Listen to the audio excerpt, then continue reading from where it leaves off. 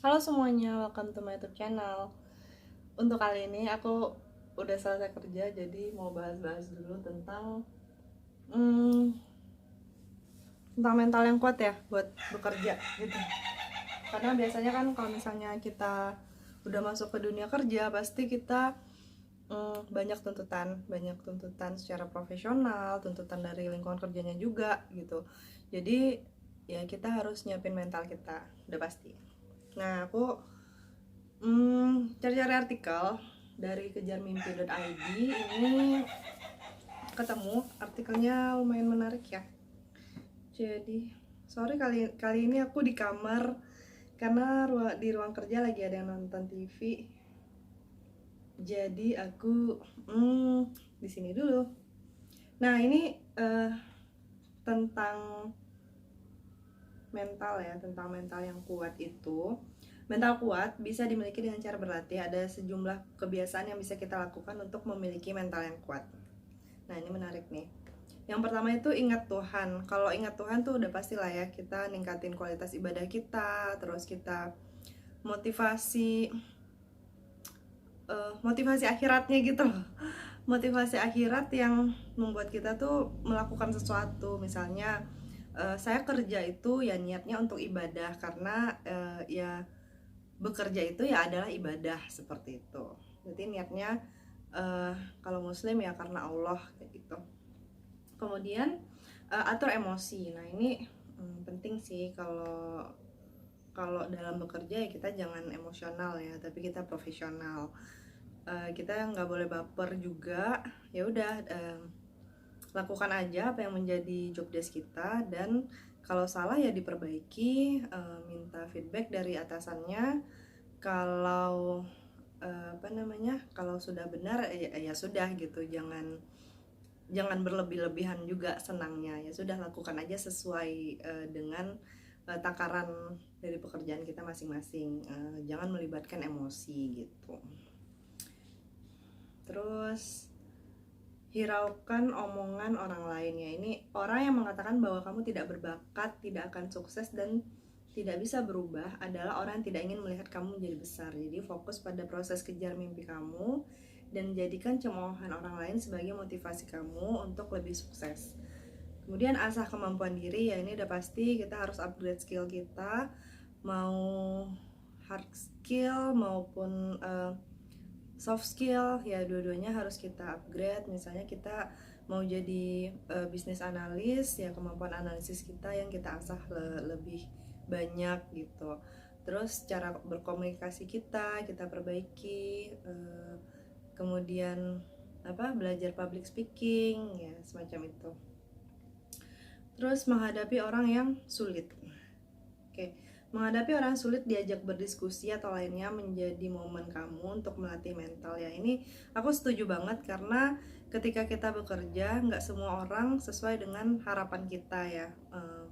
Perlakuannya ataupun sikapnya ke kita harapannya satu tim bisa kerja bareng lancar gitu, tapi ternyata mungkin ada beberapa orang-orang yang sulit diajak diskusi, dan sulit lah diajak kerjasama gitu ya. Itu kita harus pintar-pintar dalam mengelola emosi gitu. Jika kita mentok ya sudah, kita bisa eskalasi ke atasan kayak gitu. Terus adaptasi dengan perubahan, ini udah pasti ya. Kalau perubahan, apalagi sebagai anak-anak muda ya, harus aware dengan perubahan dan bisa beradaptasi, menyesuaikan diri dengan perubahan yang terjadi di sekitar kita. Ya, satu lagi itu jangan terlena dengan comfort zone. Jadi ya keluarlah dari comfort zone itu supaya kita semakin tangguh, semakin hari semakin tangguh gitu. Terus menerima kegagalan, ini udah pasti. Kegagalan pasti akan kita temui, kita alami. Itu kayak udah, kalau nggak berhasil ya gagal gitu kan, cuma dua itu ya. Ini kita terima, kalau gagal terima, perbaiki, evaluasi apa yang harus dilakukan selanjutnya, tidak berlarut-larut dalam menyikapi kegagalan gitu. Insya Allah kalau kita terus-menerus mencoba, mudah-mudahan kita bisa berhasil, jatah kegagalannya jadi habis Terus rutin berolahraga ya, ini salah satu cara kita untuk mengelola fisik ya. Hasil studi yang dirilis dari Eastern Ontario Research Institute mengatakan bahwa orang yang berolahraga 2 kali seminggu dalam 10 minggu akan meningkat kemampuannya tidak hanya fisik tapi juga intelektual dan sosial. Kemudian gunakan media sosial dengan bijak. Nah, media sosial ini bisa jadi sesuatu yang sangat bermanfaat buat kita, bisa jadi bumerang yang bisa menyerang kita balik gitu. Jadi kita pandai-pandailah dalam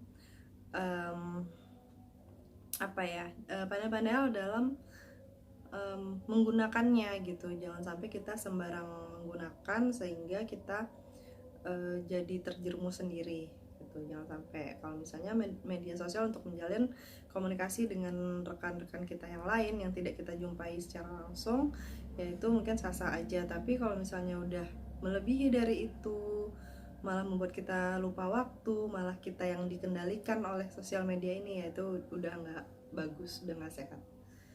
Terus beraktivitas di luar ruangan. Oke, sebuah penelitian yang dipublikasikan oleh Proceedings of the Nationality Academy of Science menunjukkan bahwa berjalan kaki di alam terbuka selama 90 menit terbukti menurunkan aktivitas otak di bagian subgenual prefrontal cortex. Bagian ini aktif ketika sedang berpikiran negatif.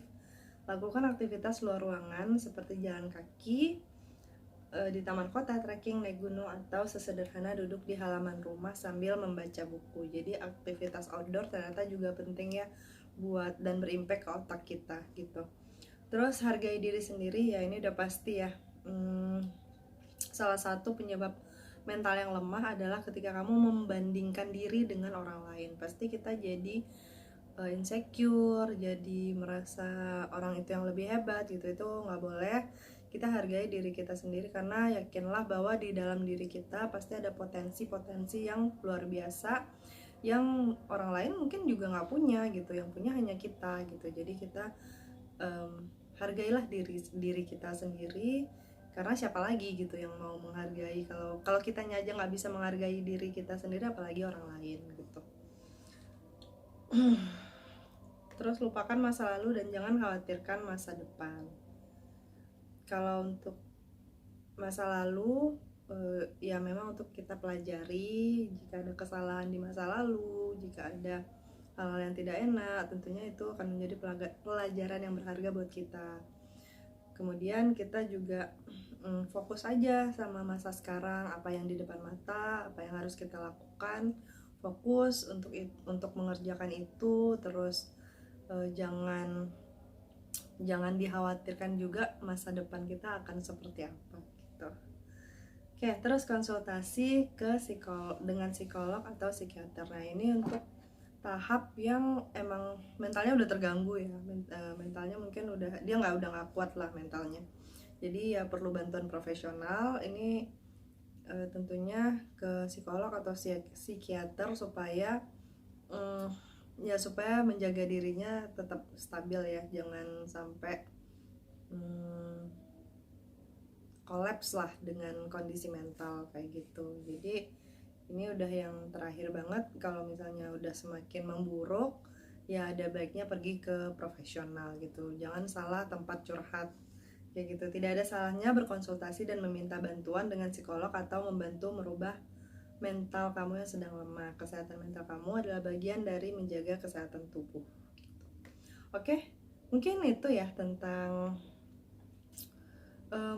cara-cara supaya kita punya mental yang kuat, terutama dalam sebagai seorang pekerja, karena dalam keseharian kita mengerjakan pekerjaan-pekerjaan kita, pasti kita menghadapi rintangan dan kendala-kendala, kesulitan-kesulitan pasti akan kita temui setiap harinya. Nah, untuk itu kita butuh mental yang kuat supaya kita mampu mengatasi dan mencari solusi dari masalah-masalah yang timbul tersebut gitu.